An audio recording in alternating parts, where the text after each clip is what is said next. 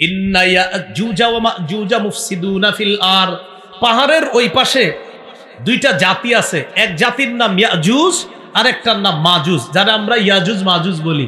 মুফসিদুনা feel আর, তারা দুনিয়াতে ফাসাদ সৃষ্টি করে, তারা মাঝে মাঝে এই পাহাড়ের এপাশে আইসা আমাদের উপর লুটতরাজ চালায়, আমাদের উপর লুটতরাজ চালিয়ে ডাকাতি করে আমাদের সম্পদগুলা ছিনিয়ে নেয়। এই অভিযোগ দিল কারা? ওই যে আপনার দুই পাহাড়ের মাঝে যাওয়ার পর যেই দলটারে পাইছে তারা অভিযোগ দিল, ও বাদশা জুলকরনাইন, পাহাড়ের ওই পাশ থেকে ইয়াজুজ মাজুজ নামে দুইটা জাতি আমাদেরকে খুব জ্বালায়। তখন তারা একটা প্রস্তাব দিল, ফাহাল নাজআলু লাকা খারজান আলা আন তাজআলা বাইনানা ওয়া বাইনাহুম সাদ্দা। বাদশা জুলকরনাইন, আমরা আপনাকে কর দিব, কর দেওয়ার বিনিময়ে আপনি কি আমাদের মাঝে আর ওই ইয়াজুজ মাজুজের মাঝে একটা প্রতিবন্ধক বানাই দিতে পারবেন? এটা কাকে বলল? জুলকরনাইন বাদশা। বাদশা জুলকরনাইন বললেন, আমার টাকা পয়সা লাগবে না, সুবহানাল্লাহ, আমাকে কর দিতে হবে না, আমি তোমাদেরকে অকাতরে বিলিয়ে দিব ইনশাআল্লাহ, আল্লাহ আমাকে যথেষ্ট দিয়েছেন। এরপরে আল্লাহ বলেন, ইন্না মাক্কান্না লাহু ফিল আরদ, আমি জুলকরনাইন বাদশাকে ক্ষমতা দান করলাম, শক্তি দান করলাম, ওয়া আতাইনাহু মিন কুল্লি শাইইন সাবাবা, আমি তাকে সব উপকরণ দান করলাম। উপকরণ দ্বারা উদ্দেশ্য কি? জুলকরনাইন বাদশাকে আল্লাহ এমন একটা যোগ্যতা দান করছেন, তিনি চাইলে কোনো কিছুর মাধ্যমে বিভিন্ন জিনিস মুহূর্তের মধ্যে প্রস্তুত করে পারতেন। এই ক্ষমতা জুলকরনাইন বাদশাকে আল্লাহ দান করছেন। এবার দেখেন তিনি কি করছেন। তিনি 3টা সফর করছেন। বলেন কয়টা? বলেন পৃথিবীর যেখানে সূর্য অস্ত হয় কোন দিকে? পশ্চিমে। এবার বলেন পৃথিবীর পশ্চিমে, পৃথিবীর পূর্বে, 3 নাম্বার কারো মতে বলেন পৃথিবীর উত্তরে।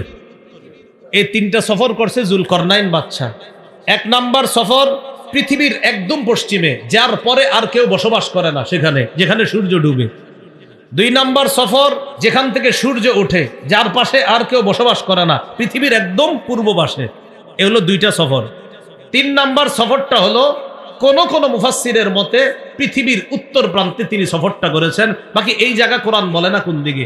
2টা কথা কোরআন বলেছে, 3 নাম্বারটা কোরআন বলে না। তবে মুফাসসিরিনে কেরাম গবেষণা করে বলেন 3 নাম্বার সফরটা হয়েছে তার পৃথিবীর উত্তরে। এবার কোরআনের আয়াতের থেকে আমরা অনুবাদটা শুনবো, শোনার আগে সফর 2টা শুনি। আমাদের এখন মূল আলোচনা মুসলিম শাসকের 4 নাম্বার গুণ, শিষ্টের লালন, দুষ্টের দমন। জুলকরনাইন বাদশার প্রথম সফরটা জানি পৃথিবীর কোন পাশে হয়েছে? পশ্চিম, একদম পশ্চিম। এই এলাকায় পশ্চিম কোনটা? হাত দিয়া দেখান, এটা নাকি? তাহলে বাস একদম পশ্চিম হয়েছে। আল্লাহ তাআলা বলেন জুলকরনাইন বাদশা পৃথিবীর একদম পশ্চিম পাশে গেছে, যেখানের পরে আর কোনো মানুষ বসবাস করে না। সেখানে গিয়ে দেখলেন প্রচন্ড কালো অন্ধকারের মধ্যে পানি, ওই পানিগুলা মনে হয় যে কাদার মধ্যে, আর ওই কাদা পানির মধ্যে, কাদা জলাশয়ের মধ্যে সূর্যটা ডুবে যাচ্ছে। এমন ডুবন্ত অবস্থায় আল্লাহ তাআলা জুলকরনাইন বাদশাকে পৃথিবীর একদম পশ্চিম প্রান্তে নিয়ে গেলেন। উনি গিয়ে দেখে কি, যে সূর্যটা কেমন যেন একটা কাদা মাটির মধ্যে ডুবে যাচ্ছে।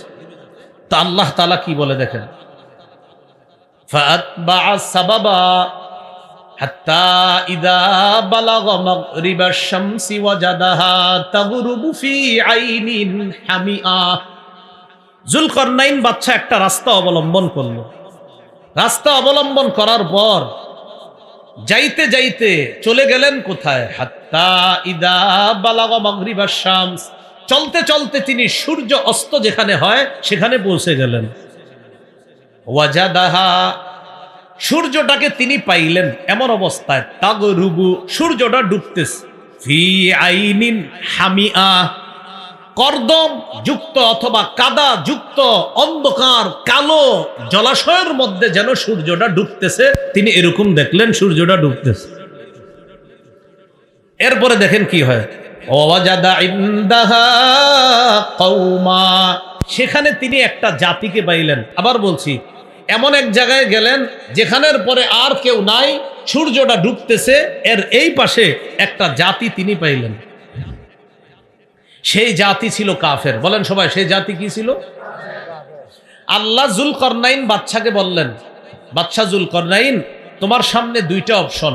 এই কাফেরদের ব্যাপারে আমি তোমাকে ক্ষমতা দিলাম, তুমি চাইলে তাদেরকে শাস্তি দিতে পারো, চাইলে তাদের ব্যাপারে কোনো ভালো কিছু গ্রহণ করতে পারো। অপশন কয়টা? আর মুসলিম শাসকের 4 নম্বর গুণ জানি কি? শিষ্টের লালন, দুষ্টের দমন। বুঝেন কিন্তু, না হলে বুঝবেন না কথাটা।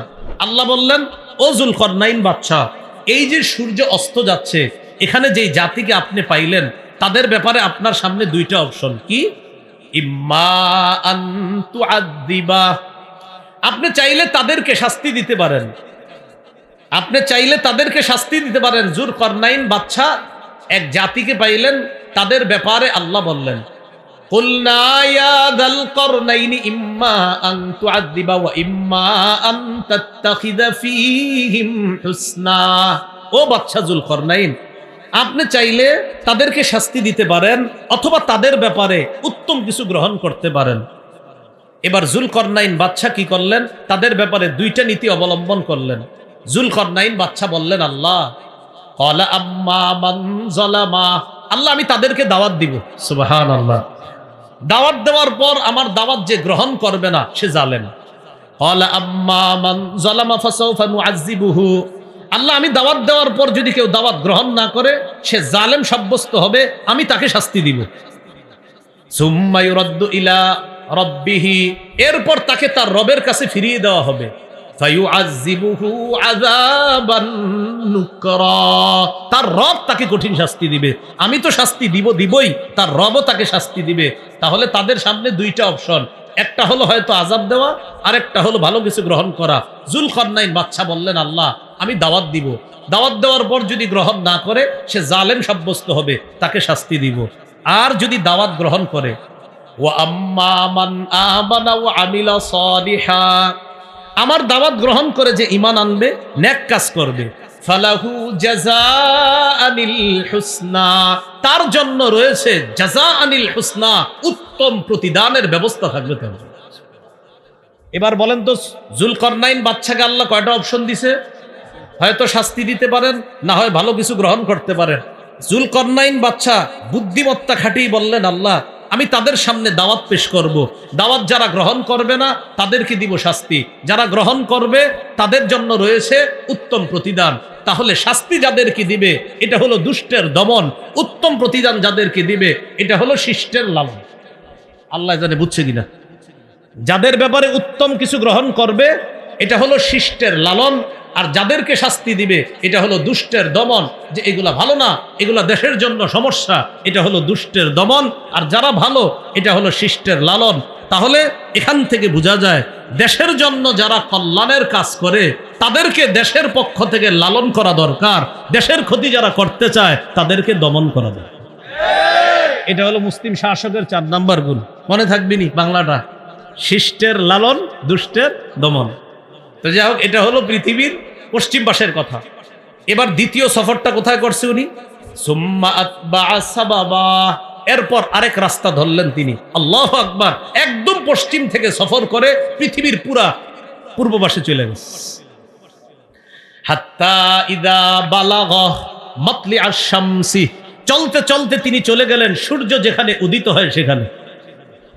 সেখানে যাওয়ার পর এক জাতিকে পাইলেন, সেই জাতীয় ওই জাতির মতো, তাদের ব্যাপারে আল্লাহ দুইটা অপশন দিয়েছেন। যদিও আয়াতে অপশনের কথা নাই, তবে মুফাসসিরিন কেরাম বলেন অপশনের কথা যদিও আয়াতে নাই, কিন্তু ওই আয়াত পূর্বর পশ্চিমের যে ঘটনাটা, ওই ঘটনা আর পূর্বের ঘটনা একই রকম। কারণ তিনি পৃথিবীর পশ্চিম পাশে গিয়ে যাদেরকে পেয়েছে তারাও ছিল কাফের, আর পৃথিবীর পূর্ব পাশে যাদেরকে পেয়েছে তারাও কাফের। আর কাফেরদের ব্যাপারে আল্লাহ বলে দিলেন দুইটা কাজ গ্রহণ করতে পারেন, হয়তো শাস্তি, না হয় ভালো কিছু।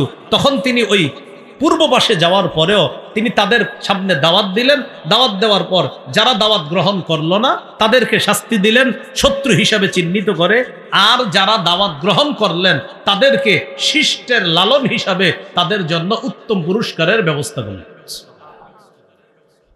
এগুলো মুসলিম শাসকের 4 নাম্বার গুণ।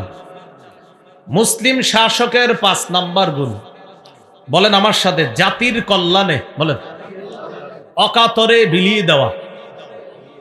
মুসলিম শাসক কি করবে? জাতির কল্যাণে সব বিলিয়ে দিবে। এটা কোথায় পাবো আমরা? এটা পাবো ওনার 3 নাম্বার সফরে। কার? ওই জুলকরনাইন বাদশার 3 নাম্বার সফর। যেটা এই 3 নাম্বার সফরের কথা অনেকে আপনারা ঘরে কোরআন পড়েন, এটা পাবেন কোথায়? এটা পাবেন সূরা কাহাফের 92 থেকে 97 নম্বর আয়াত। এই আয়াতে আল্লাহ বলেন, সুম্মা আতবাআ সাবাবা, জুলকরনাইন বাদশা আরেকটা রাস্তা ধরলেন। হাত্তা ইযা বালাগা বাইনাস সাদ্দাইনি, তিনি যাইতে যাইতে 2 পাহাড়ের মাঝে গিয়ে পৌঁছলেন। বলেন তো আল্লাহ বলে নাই এটা কোন এলাকায়, তবে মুফাসসিরিনে কেরাম বলেছিলেন এটা পৃথিবীর কোন পাশে? উত্তর পাশে। তো জুলকরনাইন বাদশা 2 পাহাড়ের মাঝে গিয়ে যখন পৌঁছলেন, পৌঁছার পর সেখানে এক জাতিকে পাইলেন। সেই জাতি কেমন জানেন? লা ইয়াকাদুনা ইয়াফকাহুনা কাওলা। ওই জাতি, তারা মানুষ কিন্তু তারা জুলকরনাইন বাদশার কথা বুঝে না। এখন জুলকরনাইন বাদশার কথা যেহেতু বুঝে না, জুলকরনাইন বাদশাকে তারা কিছু বলতে চায় কিন্তু বুঝাইতে পারে না, প্রকাশ করতে পারে না, কারণ জুলকরনাইন বাদশা যা বলে ওরা বুঝতেছে না। তখন জুলকরনাইন বাদশা কি করলেন? ইশারার মাধ্যমে তাদের সাথে কথা বললেন। জুলকরনাইন বাদশা তাদের সমস্যাগুলো শুনলেন কিসের মাধ্যমে? ইশারা। কোন কোন মুফাসসিরিন কেরাম বলেন না, দুভাষীর মাধ্যমে তাদের কথা শুনলেন। তখন তারা বললেন, ও বাদশা জুলকরনাইন, ইন্না ইয়াজুজা ওয়া মাজুজা মুফসিদুনা ফিল আর, পাহাড়ের ওই পাশে 2টা জাতি আছে। এক জাতির নাম ইয়াজুজ আর একটার নাম মাজুজ, যারা আমরা ইয়াজুজ মাজুজ বলি। মুফসিদুনা ফিল আর, তারা দুনিয়াতে ফাসাদ সৃষ্টি করে। তারা মাঝে মাঝে এই পাহাড়ের এই পাশে আইসা আমাদের উপর লুটতরাজ চালায়, আমাদের উপর লুটতরাজ চালিয়ে ডাকাতি করে আমাদের সম্পদগুলা ছিনিয়ে নেয়। এই অভিযোগ দিল কারা? ওই যে আপনার 2 পাহাড়ের মাঝে যাওয়ার পর যেই দলটারে পাইছে তারা অভিযোগ দিল, ও বাদশা জুলকরনাইন, পাহাড়ের ওই পাশ থেকে ইয়াজুজ মাজুজ নামে 2টা জাতি আমাদেরকে খুব জ্বালায়। তখন তারা একটা প্রস্তাব দিল, ফাহাল নাজআলু লাকা খারজান আলা আন তাজআলা বাইনানা ওয়া বাইনাহুম সাদ্দা। বাদশা জুলকরনাইন, আমরা আপনাকে কর দিব, কর দেওয়ার বিনিময়ে আপনি কি আমাদের মাঝে আর ওই ইয়াজুজ মাজুজের মাঝে একটা প্রতিবন্ধক বানাই দিতে পারবেন? এটা কাকে বলল? জুলকরনাইন বাদশা। বাদশা জুলকরনাইন বললেন, আমার টাকা পয়সা লাগবে না, সুবহানাল্লাহ, আমাকে কর দিতে হবে না, আমি তোমাদেরকে অকাতরে বিলিয়ে দিব ইনশাআল্লাহ, আল্লাহ আমাকে যথেষ্ট দিয়েছেন। তখন জুলকরনাইন বাদশা কি বললেন? ক্বালা মা মাক্কান্নী ফীহি রাব্বী খায়রুন, আল্লাহ আমাকে যে ক্ষমতা দান করেছেন এটা অনেক উত্তম, এটা অনেক কল্যাণ। ফাআইনুনি বিকুওয়া, তোমরা আমার একটু সহযোগিতা করবা, আমাকে সাহায্য করো শক্তি দিয়ে। শক্তি মানে হাত দিয়ে পা দিয়ে সাহায্য করবা। কিভাবে? আতুনি জুবারাল হাদিদ, লোহার পাত আনো তোমরা। কি আনো? লোহার পাত। বলেন লোহার কি? পাত। এই লোহার পাত আনার পর বুঝতে হবে কিন্তু, তাকান 2 পাহাড়, এই যে 2 পাহাড়, মনে করেন 2 পাহাড়ের মাঝে ফাঁকা, লোহার পাতগুলা আইনা 2 পাহাড়ের মাঝখানে রাখতে লাগলো। লোহার পাত আইনা 2 পাহাড়ের মাঝে রাখলো। এখন প্রশ্ন, লোহার পাত আনবে, এত টাকা পয়সা কে দিবে? খরচ কে দিবে? জুলকরনাইন বাদশা বললেন, সমস্যা নাই, লোহা যত লাগবে এটার যেই ব্যয়ভার বহন করা লাগে সব আমি করবো, নিয়ে আস। এই লোহা ফালাইতে ফালাইতে ফালাইতে ফালাইতে, আচ্ছা এটার দিকে তাকান, এক পাহাড় এক পাহাড়, 2 পাহাড়ের মাঝখানে ফালাইতে ফালাইতে এবার 2 পাহাড়ের চূড়া পর্যন্ত, একদম উঁচা পর্যন্ত এইভাবে মিডল বরাবর শুধু লোহা আর লোহা, পাহাড়ের মাঝখানে যেন ইয়াজুজ মাজুজ আসতে না পারে। এবার শোনেন তো, লোহাই না ফালাইলো, মাঝে মাঝে তো একটু ফাঁকা টাকাও থাকতে পারে লোহা যেহেতু, কারণ এটা তো শুধু ফালাইছে, এখন ইয়াজুজ মাজুজ তো আইসা এটারে ধইরা সরায় ফেলতে পারে। তখন জুলকরনাইন বাদশা কি বললেন? জুলকরনাইন বাদশা কি করলেন দেখেন, হাত্তা ইদা সাওয়া বাইনাস সাদাফাইন, যখন তিনি 2 পাহাড়ের চূড়া 2টাকে মিডল করলেন, 2 পাহাড়ের চূড়া 2টার মাঝখানে যখন এইভাবে মিডল করলেন লোহার পাতগুলা ফালাইতে ফালাইতে, তখন তিনি বললেন, কি বললেন? ক্বালানফুখু, এই তোমরা আগুনের মধ্যে হাওয়া দাও, তোমরা আগুনের মধ্যে হাওয়া দাও, প্রচুর হাওয়া দাও, লোহায় আগুন ধরাও আর এখানে হাওয়া দাও। কি দাও? হাওয়া। তখন লোহার মধ্যে হাওয়া দেওয়া হলো, প্রচুর আগুন দেওয়া হলো, হাওয়া দেওয়া হলো। হাত্তা ইদা জালাহু নারা, যখন হাওয়ার মাধ্যমে তামা তৈরি হলো, আপনার আগুনকে যখন কয়লায় পরিণত করা হলো, তখন জুলকরনাইন বাদশা বললেন, কয়লা হয়েছে না, এবার এক কাজ করো তোমরা, আতুনি, তামা নিয়ে আসো, আলাইহি কিতরা, আমি তামাগুলা এবার এই লোহার উপর ঢেলে দিব। তখন তিনি ওই গলিত তামা লোহার উপর ঢেলে দিলেন। লোহার উপর ঢালার পর ওই নিচ থেকে পাহাড়ের চূড়া পর্যন্ত লোহাগুলা তামার মাধ্যমে একটা আরেকটার সাথে মিলে মিশে সমস্ত ছিদ্র বন্ধ হয়ে গেছে। কেমন ভাবে বন্ধ হয়েছে আল্লাহ বলেন, এই পজিশন হয়েছে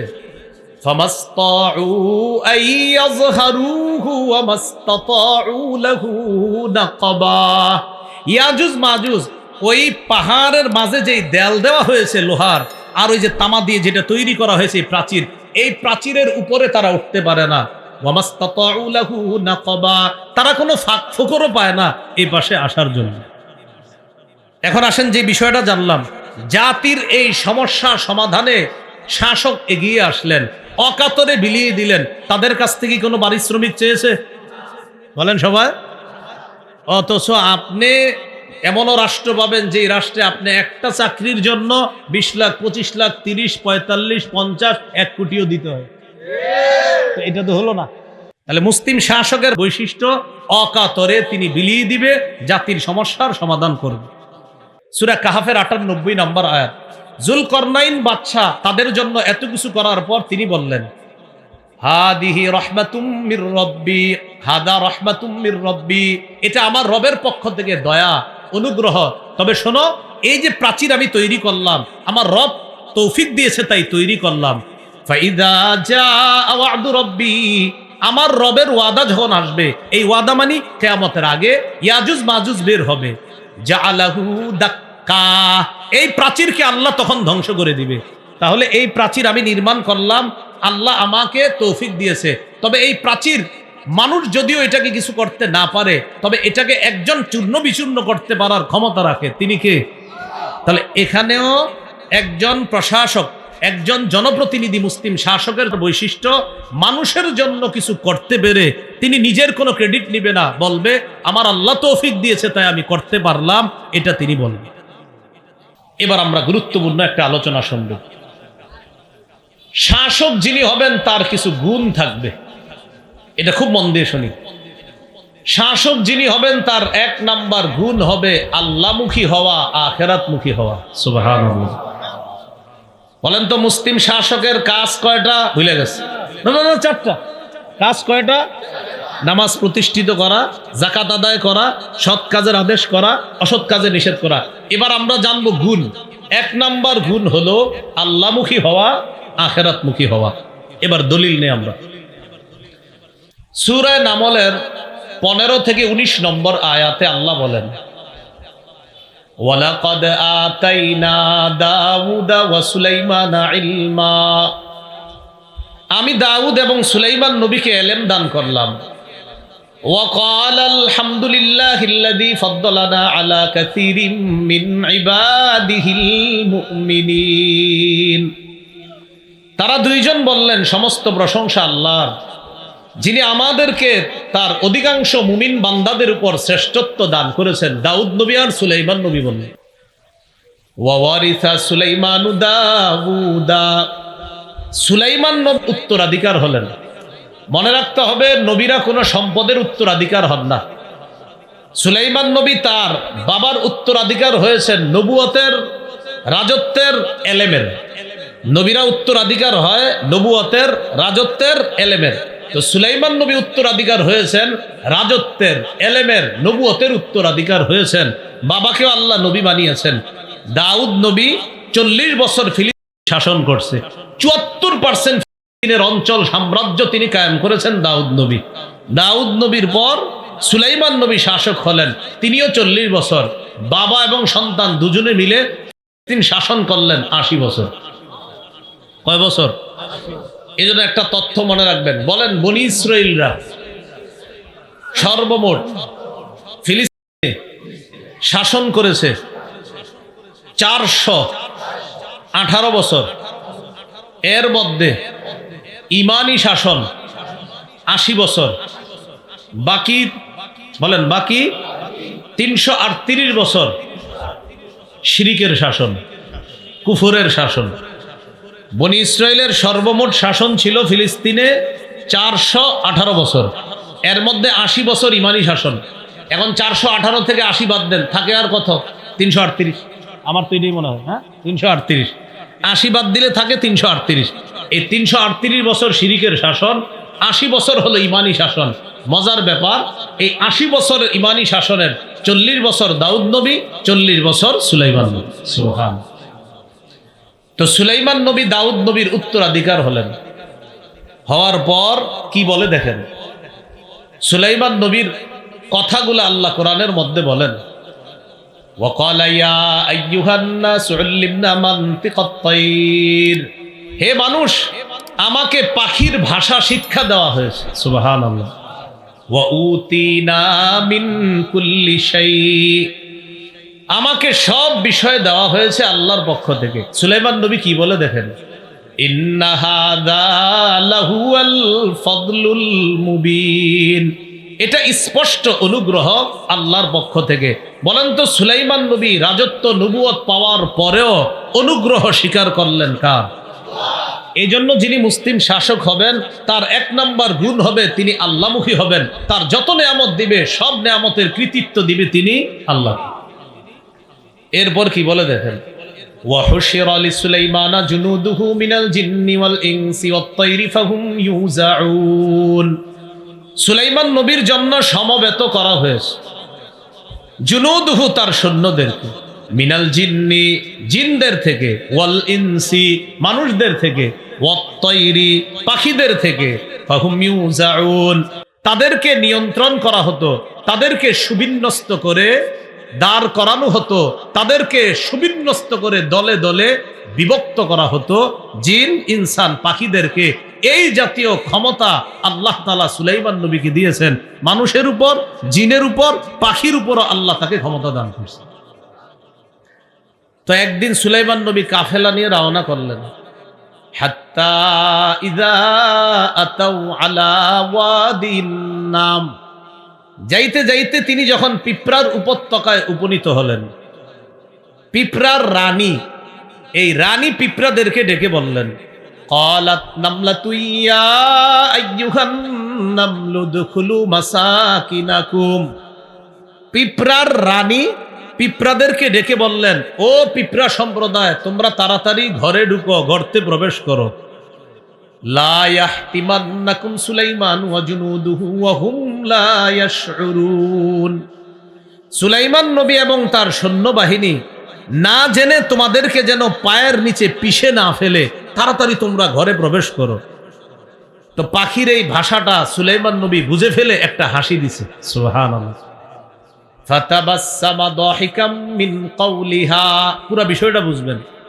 সুলাইমান নবী পিঁপড়ার ভাষা বুঝে একটা স্মিত হাসি দিলেন। ওয়াকালা রব্বি আউজি'নি আন আশকুরা নি'মাতাকা আল্লাতী আন'আমতা আলাইয়া ওয়া আলা ওয়ালিদাইয়া, সাথে সাথে বললেন, ও আমার রব, আমাকে তৌফিক দান করেন, আমি যেন আপনার নেয়ামতের শুকরিয়া আদায় করতে পারি। যে নেয়ামত আমার উপর দান করেছেন, কি নেয়ামত? আমাকে পাখির ভাষা শিক্ষা দিয়েছেন, মানুষের উপর, জিনের উপর, পাখির উপর আমাকে কর্তৃত্ব দিয়েছেন। শুধু তাই না, আমি বাতাসকে কথা বললে সেই বাতাসও আমার কথা শোনে, আপনি বাতাসকেও আমার অনুগামী করে দিয়েছেন। এখন একটু বুঝেন আমার মূল কথা। তো সুলাইমান নবী বলতেছে, আল্লাহ আমাকে তৌফিক দেন, আমি যেন আপনার নিয়ামতের শুকরিয়া আদায় করতে পারি। যে নিয়ামত আমাকে দিয়েছেন আমার বাবাকেও দিয়েছেন। ওয়া আন আ'মালা সালিহান তারদাহ, আল্লাহ আমি যেন এমন ভালো কাজ করতে পারি যে কাজে আপনি খুশি হন। ওয়া আদখিলনি বিরহমাতিকা ফি ইবাদিকাস সালিহিন, আল্লাহ আপনি আপনার রহমতের মাধ্যমে আমাকে আপনার নেক বান্দাদের ভিতরে প্রবেশ করায়া দেন, অন্তর্ভুক্ত করেন। আয়াতের অনুবাদগুলা মজা করে শুনছেন, এবার মূল কথাটা শুনেন। সুলাইমান নবী নবুয়ত পাওয়ার পর, রাজত্ব পাওয়ার পর, পাখির ভাষা বুঝে, বাতাসের কথা সব কিছু বুঝার পরেও সুলাইমান নবী শুকরিয়া আদায় করে কার? সব কৃতিত্ব দিতেছে কাকে? এজন্য মুসলিম শাসক যিনি হবে তার 1 নাম্বার গুণ হবে তিনি আল্লাহমুখী হবে, আখিরাতমুখী হবে। দেখি পরীক্ষা নেই, মুসলিম শাসকের কাজ কয়টা? কয়টা? 1 নাম্বার নামাজ কায়েম করা, 2 নাম্বার যাকাত, 3 নাম্বার সৎ কাজের আদেশ, 4 নাম্বার অসৎ কাজের নিষেধ, এখন আমরা জানতেছি মুসলিম শাসকের গুণ। 1 নাম্বার গুণ কি মুখী হওয়া, আল্লাহ, মাশাআল্লাহ। মুসলিম শাসকের 2 নাম্বার গুণ ইনসাফ কায়েম করা। কি কায়েম করা? ইনসাফ কায়েম করা। সূরা সদের 26 নম্বর আয়াতে আল্লাহ বলেন, ইয়া দাউদ ইন্না জাআলনাকা খলিফাতান ফিল আরদ। হে দাউদ, আমি আপনাকে পৃথিবীতে খলিফা বানিয়েছি। তো আল্লাহ তাআলা সাথে সাথে বললেন, ফাহকুম বাইনান নাসি বিল হক। আপনি মানুষের মাঝে ইনসাফ করবেন, মানুষের মাঝে বিচার করবেন সঠিকভাবে। সুবহানাল্লাহ। দাউদ, আমি আপনাকে দুনিয়াতে খলিফা বানিয়েছি। ফাহকুম বাইনান নাসি বিল হক, আপনি সঠিকভাবে মানুষের মাঝে বিচার করবেন। ওয়ালা তাত্তাবিউল হাওয়া, আপনি কুপ্রবৃত্তির অনুসরণ করবেন না, নিজের মনের কথা শুনবেন না, আমি আল্লাহ যেভাবে বলি সেভাবে শুনবেন। ফায়ুদিল্লাকা আন সাবিলিল্লাহ, আপনি যদি নিজের মন মতো ফয়সালা করেন, তাহলে এই নিজের মন মতো চলাটা আপনাকে আল্লাহর রাস্তা থেকে দূরে সরায়া দিবে। বলেন নাউজুবিল্লাহ। ইন্নাল্লাযীনা ইয়াদিল্লুনা আন সাবিলিল্লাহ, নিশ্চয়ই যারা আল্লাহর রাস্তা থেকে দূরে সরে যায়, পথভ্রষ্ট হয়ে যায়, লাহুম আযাবুন শাদীদুম বিমা নাসু ইয়াউমাল হিসাব, হিসাবের দিন ভুলে যাওয়ার কারণে তাদের জন্য রয়েছে কঠিন শাস্তি। তাহলে কি বোঝা গেল? যারা মুসলিম শাসক হয় তারা অন্যায় কাজ তখন করে যদি হিসাবের দিনটা তারা ভুলে যায়, অপকর্ম তখন করে যদি হিসাবের দিন ভুলে যায়। কোরআনের বিরুদ্ধে, হাদিসের বিরুদ্ধে, ইসলামের বিরুদ্ধে কোনো মুসলিম শাসক তখন কথা বলে যদি তার আখিরাতের কথা স্মরণ না থাকে। কিসের বিরুদ্ধে বললাম? কোরআন। বলেন কিসের বিরুদ্ধে? কোরআনের বিরুদ্ধে, ইসলামের বিরুদ্ধে মুসলিম শাসক তখন বলে যখন তার আখিরাতে যেটা হিসাব আছে এটা যখন ভুলে যায়, তখন যা মন চায় তা করে, বরং মন মতো কারো এজেন্ডা বাস্তবায়নের পিছনে লেগে যায়। এটা কিন্তু আপনারা মনে রাখবেন। এই জন্য আমি আগে বলছি, এখনো আমরা সেভ না। বৃষ্টি থেকে বাঁচার জন্য এখন ঝর্ণার নিচে আছি আমরা, এখনো পানি মুক্ত হতে পারিনি। বৃষ্টি থেকে বেঁচে ঝর্ণার নিচে আছি। কিসের নিচে? মানে কি? পানি বৃষ্টির নিচেও পানি, ঝর্ণার নিচেও কি? এই কথা গবেষণা করবেন, এটা কি বুঝাইলাম? আল্লাহ আমাদেরকে বুঝার তৌফিক দান করেন। মুসলিম শাসকের 2 নাম্বার গুণ হবে সঠিকভাবে ফয়সালা করা, ইনসাফ করা। মুসলিম শাসকের 3 নাম্বার গুণ, সেটা হলো মুসলিম শাসক অন্যায়ের পথ পরিহার করে চলবে সদা সর্বদা। কিসের পথ বলেন তো? অন্যায়ের পথ। সূরা আরাফের 142 নম্বর আয়াতে আল্লাহ বলেন, ওয়া'আদনা মূসা 30 লাইলা ওয়া আতমামনাহা বি'আশরিন ফাতাম্মা মিকাতু রাব্বিহি 40 লাইলা ওয়া ক্বালা মূসা লিআখিহি হারুন আখলুফনি ফি কওমি وأصلح ولا تتبع سبيل المفسدين। আল্লাহ বলেন, ওয়া'আদনা মূসা 30 লাইলা, আমি মূসা নবীকে 30 রাতের ওয়াদা করলাম যে তিনি আমার কাছে আসবে, পাহাড়ের উপর তিনি 30 রাত ইতিকাফ করবে। কয় রাতের ওয়াদা করলাম? 30 রাত। 30 রাতের পর আমি কি করলাম? ওয়া আতমামনাহা বি'আশরিন, আমি আল্লাহ আরো 10 দিয়ে সেটাকে পুরা করলাম। তাহলে 30 আর 10 কত হয়? 40। ফাতাম্মা মিকাতু 40 লাইলা মিকাতু রাব্বিহি 40 লাইলা, 30 আর 10 রবের নির্দিষ্ট ওয়াদাটা হয়ে গেল মোট 40 রাতে। তাহলে রবের নির্ধারণ করা সময়টা হয়ে গেল কয় রাত? 40 রাত। প্রথমে আল্লাহ নির্বাচন করেছেন কয় রাত? 30। এরপরে আরো 10, 40। তো মূসা নবী যাবে। এখন জাতির দায়িত্ব কারে দিবে?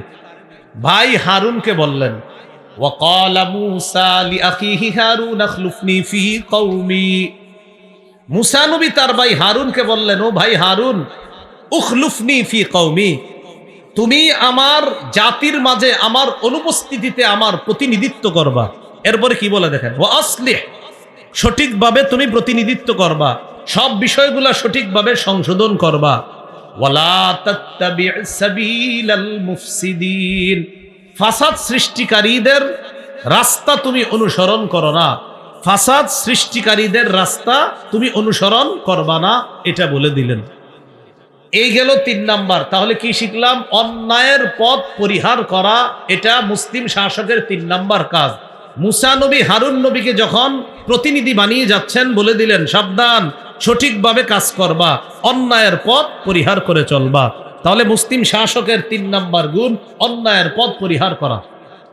4 নাম্বারটা মন দিয়ে শোনেন, খুব মন দেন। 4 নাম্বার মুসলিম শাসকের 4 নাম্বার গুণ, সেটা হলো সূরা কাহফের 83 নম্বর আয়াত থেকে 91 নম্বর আয়াত পর্যন্ত আল্লাহ লম্বা একটা আলোচনা করেছে। আপনারা একটু মন দিয়ে শুনলে বলতে পারি। তো আগে বলি সেই বিষয়টা কি।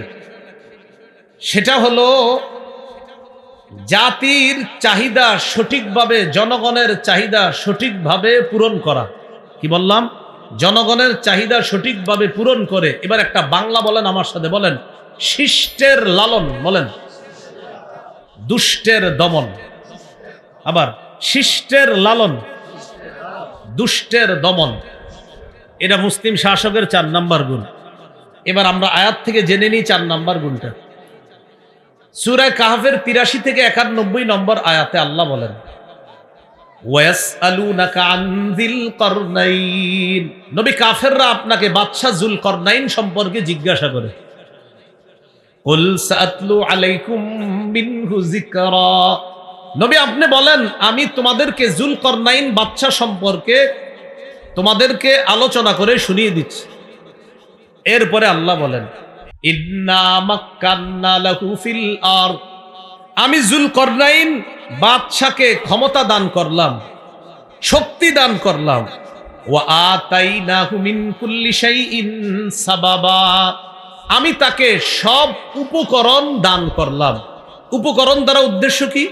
যুলকরনাইন বাদশাকে আল্লাহ এমন একটা যোগ্যতা দান করছেন, তিনি চাইলে কোনো কিছুর মাধ্যমে বিভিন্ন জিনিস মুহূর্তের মধ্যে প্রস্তুত করে পারতেন। এই ক্ষমতা যুলকরনাইন বাদশাকে আল্লাহ দান করছেন। এবার দেখেন তিনি কি করছেন। তিনি 3টা সফর করছেন। বলেন কয়টা? বলেন পৃথিবীর, বলেন পৃথিবীর যেখানে সূর্য অস্ত হয়, কোন দিকে? পশ্চিমে।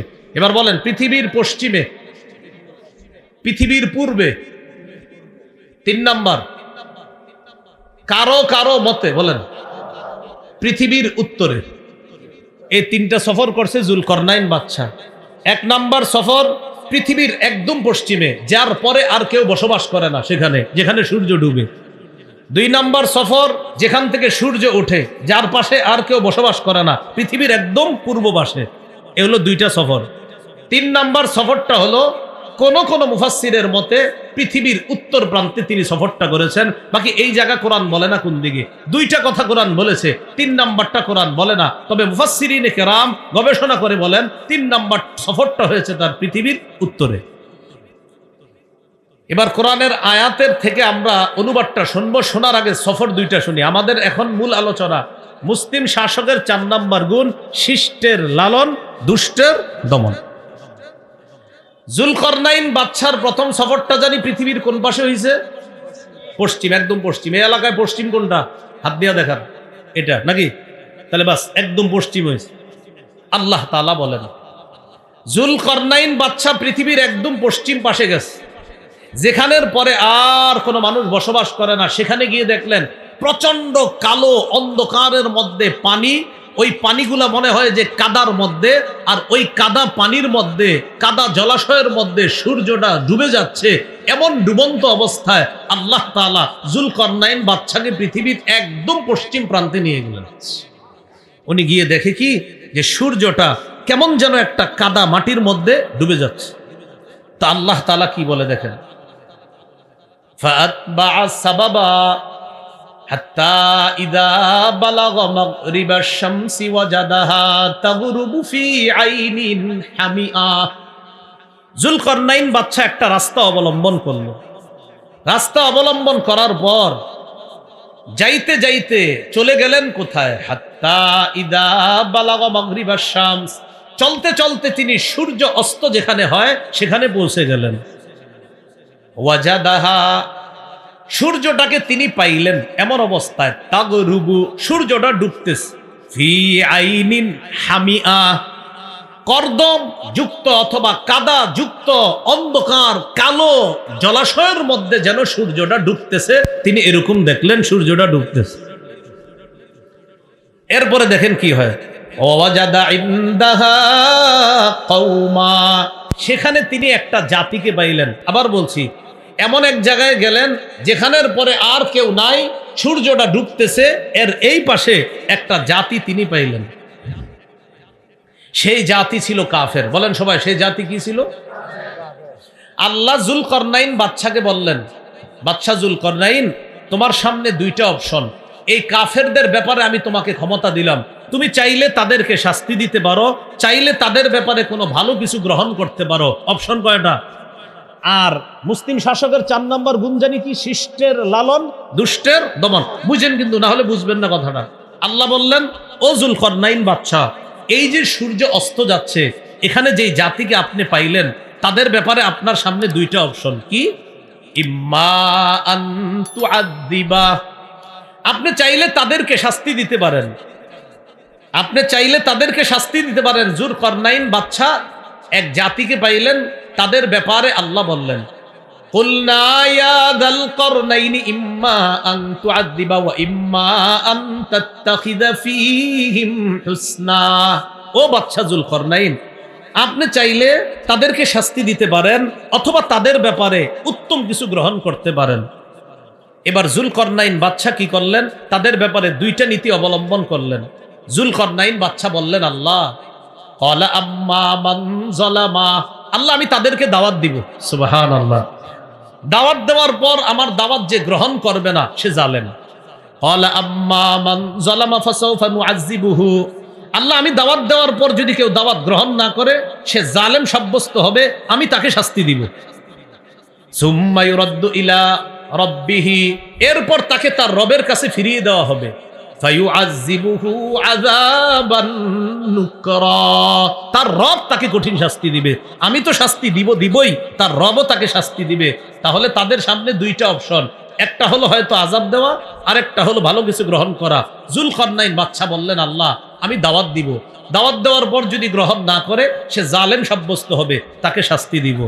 আর যদি দাওয়াত গ্রহণ করে, ওয়া আম্মা মান আমানা ওয়া আমিলা সালিহা, আমার দাওয়াত গ্রহণ করে যে ঈমান আনবে, নেক কাজ করবে, ফালাহু জাযাআনিল হুসনা, তার জন্য রয়েছে জাযাআনিল হুসনা, উত্তম প্রতিদানের ব্যবস্থা থাকবে তার জন্য। এবার বলেন তো, যুলকরনাইন বাদশাকে আল্লাহ কয়টা অপশন দিছে? হয়তো শাস্তি দিতে পারেন, না হয় ভালো কিছু গ্রহণ করতে পারেন। যুলকরনাইন বাদশা বুদ্ধিমত্তা খাটিয়ে বললেন, আল্লাহ আমি তাদের সামনে দাওয়াত পেশ করব, দাওয়াত যারা গ্রহণ করবে না তাদেরকে দিব শাস্তি, যারা গ্রহণ করবে তাদের জন্য রয়েছে উত্তম প্রতিদান। তাহলে শাস্তি যাদেরকে দিবে এটা হলো দুষ্টের দমন, উত্তম প্রতিদান যাদেরকে দিবে এটা হলো শিষ্টের লালন। আল্লাহ জানে বুঝছে কিনা? যাদের ব্যাপারে উত্তম কিছু গ্রহণ করবে এটা হলো শিষ্টের লালন, আর যাদেরকে শাস্তি দিবে এটা হলো দুষ্টের দমন। যে এগুলা ভালো না, এগুলা দেশের জন্য সমস্যা, এটা হলো দুষ্টের দমন। আর যারা ভালো এটা হলো শিষ্টের লালন। তাহলে এখান থেকে বোঝা যায়, দেশের জন্য যারা কল্যাণের কাজ করে তাদেরকে দেশের পক্ষ থেকে লালন করা দরকার, দেশের ক্ষতি যারা করতে চায় তাদেরকে দমন করা দরকার। এটা হলো মুসলিম শাসকের 4 নম্বর গুণ। মনে থাকবেনি বাংলাটা, শিষ্টের লালন, দুষ্টের দমন। তো যাই হোক, এটা হলো পৃথিবীর পশ্চিম পাশের কথা। এবার দ্বিতীয় সফরটা কোথায় করছে উনি? সুম্মা আতবাআ সাবাবা, এরপর আরেক রাস্তা ধরলেন তিনি। আল্লাহু আকবার। একদম পশ্চিম থেকে সফর করে পৃথিবীর পুরা পূর্ব পাশে চলে গেছে।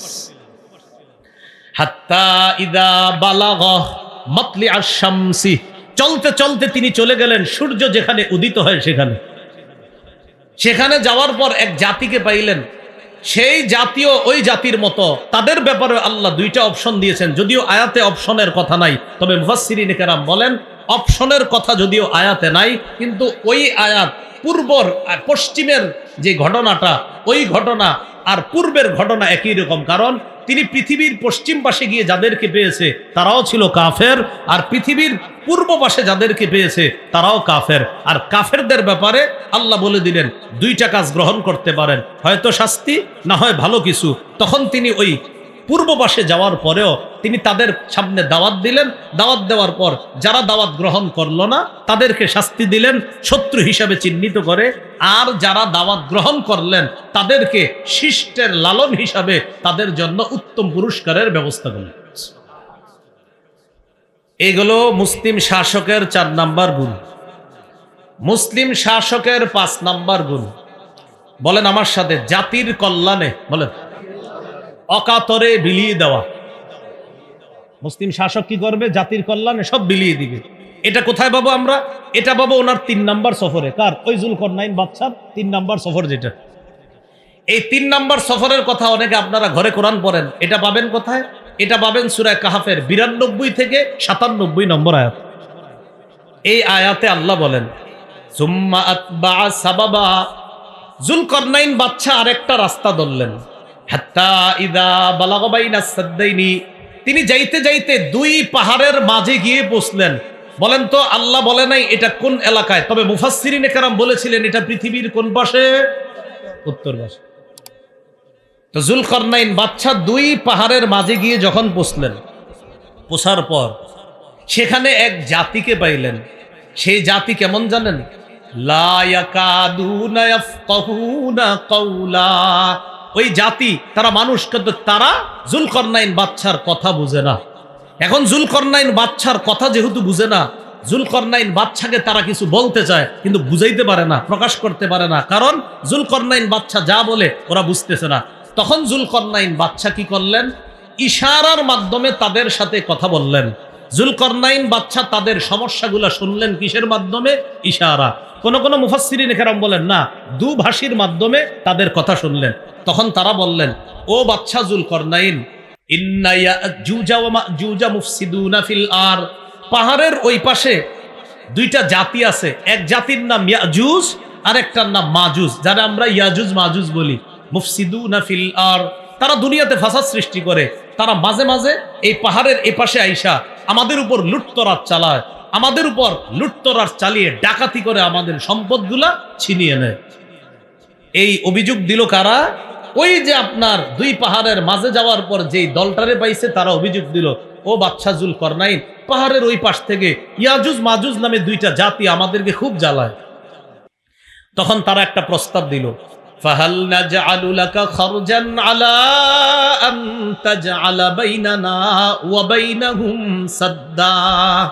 বাদশা জুলকরনাইন, আমরা আপনাকে কর দিব, কর দেওয়ার বিনিময়ে আপনি কি আমাদের মাঝে আর ওই ইয়াজুজ মাজুজের মাঝে একটা প্রতিবন্ধক বানাই দিতে পারবেন? এটা কাকে বলল? জুলকরনাইন বাদশা। বাদশা জুলকরনাইন বললেন, আমার টাকা পয়সা লাগবে না, সুবহানাল্লাহ, আমাকে কর দিতে হবে না, আমি তোমাদেরকে অকাতরে বিলিয়ে দিব ইনশাআল্লাহ, আল্লাহ আমাকে যথেষ্ট দিয়েছেন। তখন জুলকরনাইন বাদশা কি বললেন? ক্বালা মা মাক্কান্নী ফীহি রাব্বী খায়রুন, আল্লাহ আমাকে যে ক্ষমতা দান করেছেন এটা অনেক উত্তম, এটা অনেক কল্যাণ। ফাআইনুনি বিকুওয়া, তোমরা আমার একটু সহযোগিতা করবা, আমাকে সাহায্য করো শক্তি দিয়ে। শক্তি মানে হাত দিয়ে পা দিয়ে সাহায্য করবা। কিভাবে? আতুনি জুবারাল হাদিদ, লোহার পাতানো তোমরা। কি আনো? লোহার পাত। বলেন লোহার কি? পাত। এই লোহার পাতানার পর বুঝতে হবে কিন্তু, তাকান 2 পাহাড়, এই যে 2 পাহাড়, মনে করেন 2 পাহাড়ের মাঝে ফাঁকা, লোহার পাতগুলা আইনা 2 পাহাড়ের মাঝখানে রাখতে লাগলো। লোহার পাত আইনা 2 পাহাড়ের মাঝে রাখলো। এখন প্রশ্ন, লোহার পাত আনবে, এত টাকা পয়সা কে দিবে? খরচ কে দিবে? জুলকরনাইন বাদশা বললেন, সমস্যা নাই, লোহা যত লাগবে এটার যেই ব্যয়ভার বহন করা লাগে সব আমি করব। এই লোহা ফালাইতে ফালাইতে ফালাইতে ফালাইতে, আচ্ছা এটার দিকে তাকান, এক পাহাড় এক পাহাড়, 2 পাহাড়ের মাঝখানে ফালাইতে ফালাইতে এবার 2 পাহাড়ের চূড়া পর্যন্ত, একদম উঁচা পর্যন্ত, এইভাবে মিডল বরাবর শুধু লোহা আর লোহা। পাহাড়ের মাঝখানে যেন ইয়াজুজ মাজুজ আসতে না পারে। এবার শোনেন তো, লোহাই না ফালাইলো, মাঝে মাঝে তো একটু ফাঁকা টাকাও থাকতে পারে লোহা যেহেতু, কারণ এটা তো শুধু ফালাইছে, এখন ইয়াজুজ মাজুজ তো আইসা এটারে ধইরা সরায় ফেলতে পারে। তখন জুলকরনাইন বাদশা কি বললেন? জুলকরনাইন বাদশা কি করলেন দেখেন, হাত্তা ইদা সাওয়া বাইনাস সাদাফাইন, যখন তিনি দুই পাহাড়ের চূড়া দুইটাকে মিডল করলেন, দুই পাহাড়ের চূড়া দুইটার মাঝখানে যখন এইভাবে মিডল করলেন লোহার পাতগুলা ফালাইতে ফালাইতে, তখন তিনি বললেন, কি বললেন? আলানফুখু, এই তোমরা আগুনের মধ্যে হাওয়া দাও, তোমরা আগুনের মধ্যে হাওয়া দাও, প্রচুর হাওয়া দাও, লোহায় আগুন ধরাও আর এখানে হাওয়া দাও। কি দাও? হাওয়া। তখন লোহার মধ্যে হাওয়া দেওয়া হলো, প্রচুর আগুন দেওয়া হলো, হাওয়া দেওয়া হলো। হাত্তা ইদা জালাহু নারা, যখন হাওয়ার মাধ্যমে তামা তৈরি হলো, আপনার আগুনকে যখন কয়লায় পরিণত করা হলো, তখন জুলকরনাইন বাদশা বললেন, কয়লা হয়েছে না, এবার এক কাজ করো তোমরা, আতুনি, তামা নিয়ে আসো, আলাইহি কিতরা, আমি তামাগুলা এবার এই লোহার উপর ঢেলে দিব। তখন তিনি ওই গলিত তামা লোহার উপর ঢেলে দিলেন। লোহার উপর ঢালার পর ওই নিচ থেকে পাহাড়ের চূড়া পর্যন্ত লোহাগুলা তামার মাধ্যমে একটা আরেকটার সাথে মিলে মিশে সমস্ত ছিদ্র বন্ধ হয়ে গেছে। কেমন ভাবে বন্ধ হয়েছে আল্লাহ বলেন, এই পজিশন হয়েছে ফামাসতাউ আইয়াযহারুহু ওয়ামাসতাতাউ লাহু নাকাবা। ইয়াজুজ মাজুজ ওই পাহাড়ের মাঝে যেই দেয়াল দেওয়া হয়েছে লোহার, আর ওই যে তামা দিয়ে যেটা তৈরি করা হয়েছে প্রাচীর, এই প্রাচীরের উপরে তারা উঠতে পারে না। ওয়ামাসতাতাউ লাহু নাকাবা, তারা কোনো ফাঁক ফোকরও পায় না এই পাশে আসার জন্য। এখন আসেন যে বিষয়টা জানলাম, জাতির এই সমস্যা সমাধানে শাসক এগিয়ে আসলেন, অকাতরে বিলিয়ে দিলেন। তাদের কাছ থেকে কোনো পারিশ্রমিক চেয়েছে? বলেন সবাই। অথচ আপনি এমনও রাষ্ট্র পাবেন যে রাষ্ট্রে আপনি একটা চাকরির জন্য 20 লাখ 25 লাখ 30 45 50 1 কোটিও দিতে হয়। তো এটা তো হলো না। তাহলে মুসলিম শাসকের বৈশিষ্ট্য, অকাতরে তিনি বিলিয়ে দিবে, জাতির সমস্যার সমাধান করবে। সূরা কাহাফের 98 নম্বর আয়াত। জুলকরনাইন বাদশা তাদের জন্য এত কিছু করার পর তিনি বললেন, হাদিহি রাহমাতুম মির রব্বি, হাদা রাহমাতুম মির রব্বি, এটা আমার রবের পক্ষ থেকে দয়া অনুগ্রহ। তবে শোনো, এই যে প্রাচীর আমি তৈরি করলাম, আমার রব তৌফিক দিয়েছে তাই তৈরি করলাম। ফাইদা জাআ ওয়াদু রব্বি, আমার রবের ওয়াদা যখন আসবে, এই ওয়াদা মানে কিয়ামতের আগে ইয়াজুজ মাজুজ বের হবে, জাআলাহু দাক্কা, এই প্রাচীরকে আল্লাহ তখন ধ্বংস করে দিবে। তাহলে এই প্রাচীর আমি নির্মাণ করলাম, আল্লাহ আমাকে তৌফিক দিয়েছে। তবে এই প্রাচীর মানুষ যদিও এটাকে কিছু করতে না পারে, তবে এটাকে একজন চূর্ণ বিচূর্ণ করতে পারার ক্ষমতা রাখে, তিনি কে? তাহলে এখানেও একজন প্রশাসক, একজন জনপ্রতিনিধি, মুসলিম শাসকের বৈশিষ্ট্য, মানুষের জন্য কিছু করতে পেরে তিনি নিজের কোনো ক্রেডিট নিবে না, বলবে আমার আল্লাহ তৌফিক দিয়েছে তাই আমি করতে পারলাম, এটা তিনি বলবেন। বলেন আমার সাথে, রক্ষণাবেক্ষণ সম্পর্কে, বলেন মজুদ সম্পর্কে, অর্থনীতি সম্পর্কে যথেষ্ট সজাগ থাকা। কি থাকা বলেন তো? যথেষ্ট সজাগ থাকা। সূরা ইউসুফের 55 নম্বর আয়াত।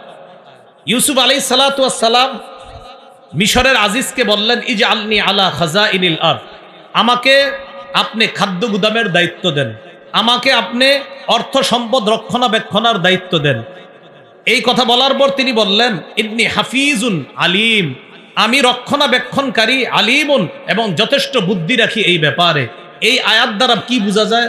বুখারীর এক হাদিসে আছে, নেতৃত্ব চাওয়া নিষেধ। নবীজি বলছে নেতৃত্ব চেয়ে নিবা না, আল্লাহ দিলে ভালো কথা। কিন্তু এই আয়াত দ্বারা বোঝা যায় কখনো কখনো কোন পদ চেয়ে নেওয়া জায়েজ আছে। যখন দেখবে যে সারা দুনিয়া অযোগ্য লোকে ভরপুর, তখন যোগ্য যারা আছে তারা যোগ্যতার আসনে বসে যাওয়া এটা উচিত। দলিল এই যে ইউসুফ নবী বলতেছে যে শোনেন, খাদ্য ভান্ডার, এই খাদ্য গুদামের দায়িত্ব অন্য কাউরে দিয়েন না, খেয়ানত হতে পারে, আমাকে দেন, খেয়ানত হবে না। ইন্নী হাফিজুন, আমি রক্ষণাবেক্ষণকারী, আলিমুন, যথেষ্ট জ্ঞান রাখি এই ব্যাপারে। এখান থেকে বোঝা যায় আশেপাশে যদি মনে হয় অন্য মানুষের দ্বারা দেশের ক্ষতি হবে, রাষ্ট্রের ক্ষতি হবে, সেক্ষেত্রে যোগ্য ব্যক্তি যে তিনি নিজে থেকে এগিয়ে আসা, দায়িত্ব নেওয়া কর্তব্য। যদি দেখা যায় যে ক্ষতি হবে তাহলে তার থেকে এটা কর্তব্য।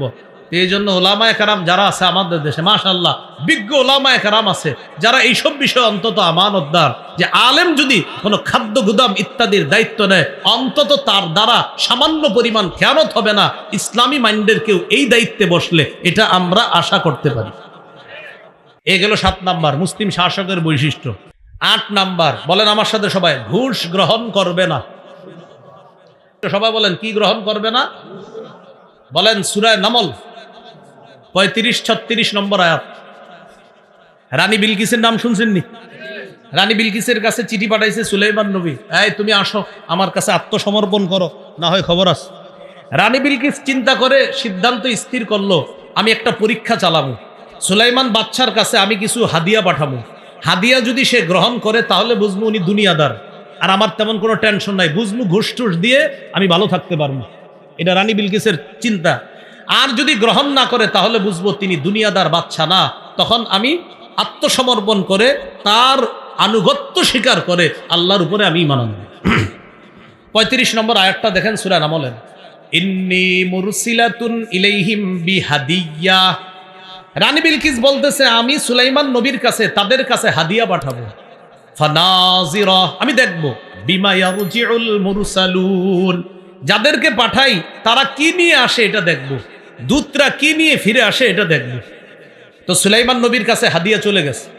ফালাম্মা জাআ সুলাইমান, হাদিয়া নিয়ে যখন প্রতিনিধিরা সুলাইমান নবীর কাছে গেলেন, সুলাইমান নবী বললেন আতুমিদ্দুনানি বিমাল, তোমরা কি আমাকে টাকা পয়সা দিয়ে মাল সম্পদ দিয়ে সাহায্য করতে চাও? ফামা আতানি আল্লাহ খায়রুম মিম্মা আতাকুম, আল্লাহ আমাকে যা দিয়েছেন তোমাদেরকে যা দিয়েছেন এগুলা থেকে আল্লাহ আমাকে যা দিয়েছেন 1000 গুণ বেশি উত্তম, যাও এগুলা ফেরত নিয়ে যাও, এগুলা আমার দরকার নাই। দূতরা যখন এই উপঢৌকন ফেরত নিয়ে গেছে, ঘোষ খাওয়ানো যখন যায় নাই, রানী বিলকিস বুঝতে পারছে তিনি সত্যিকার অর্থে বাদশা, আল্লাহর নবী। রানী বিলকিস সুলাইমান নবীর কাছে আসার আগেই আল্লাহ যে এক, এই কথার স্বীকৃতি দিয়ে ঘোষণা দিয়ে সুলাইমান নবীর কাছে এসে বলতেছে, ও বাদশা সুলাইমান, আপনার কাছে আসার আগেই আপনার রবের উপর আমি ঈমান এনেছি, আমি আত্মসমর্পণ করেছি। কি শিখলাম? 8 নাম্বার, ঘোষ গ্রহণ করা যাবে না। এটা মুসলিম শাসকের 8 নাম্বার বৈশিষ্ট্য। মুসলিম শাসকের 9 নাম্বার বৈশিষ্ট্য আমানতদার হওয়া। শেষ করে দিচ্ছি, 10 নাম্বার শেষ করে দিচ্ছি। 9 নাম্বার আমানতদার হওয়া। সূরা নিসার 58 নম্বর আয়াতে আল্লাহ বলেন, ইন্নাল্লাহা ইয়া'মুরুকুম আন তুআদ্দুল আমানাতি ইলা আহলিহা, নিশ্চয় আল্লাহ তোমাদেরকে আদেশ করেন আন তুআদ্দুল আমানাতি ইলা আহলিহা, তোমরা আমানত যথাযথ জায়গায় পৌঁছায়া দিবা, এই আদেশ আল্লাহ করেন। ওয়া ইযা হাকামতুম বাইনান নাসি আন তাহকুমু বিল আদল, তোমরা যখন মানুষের মাঝে বিচার করবা ইনসাফের সাথে বিচার করবা। ইন্নাল্লাহা নি'ম্মা ইয়া'iযুকুম বি, আল্লাহ যে ওয়াজ তোমাদেরকে করেছেন তা কতই না উত্তম ওয়াজ। সুবহানাল্লাহ। তাহলে 9 নম্বর বৈশিষ্ট্য আমানতদার হওয়া। বলেন কি হওয়া? আমানতদার। 10 নাম্বার, এটা সবাই বলেন, বলেন আল্লাহর কোরআন অনুযায়ী, আল্লাহর বিধান অনুযায়ী মুসলিম শাসক বিচার করবে। কার বিধান অনুযায়ী?